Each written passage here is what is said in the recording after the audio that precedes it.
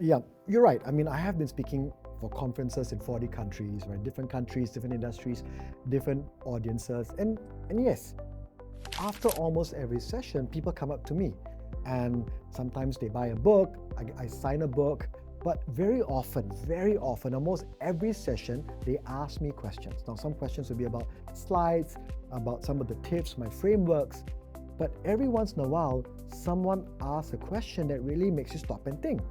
So I want to share with you three of the most powerful questions. I've had a lot of questions, and all really good, but three that really stood out that makes me remember those questions.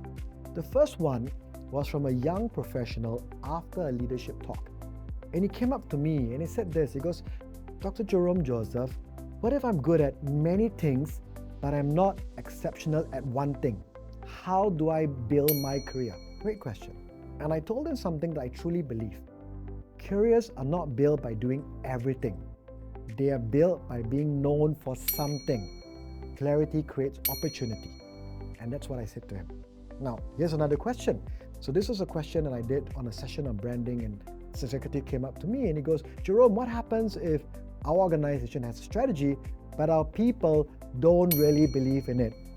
That's a powerful question because strategy on paper means very little if your people don't believe in it. The real strength of a brand or organization comes from people who understand it, believe it, and bring it to life every single day.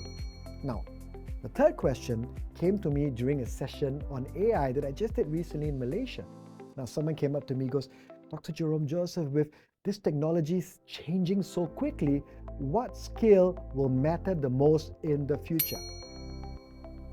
My answer was very simple. The ability to think clearly. Because when there's information everywhere and you have an AI that can generate answers instantly, the real advantage goes to people who can ask better questions, make better decisions. And that's why I enjoy these moments after a program or talk, because I get some great questions and it forces me to also think about those answers.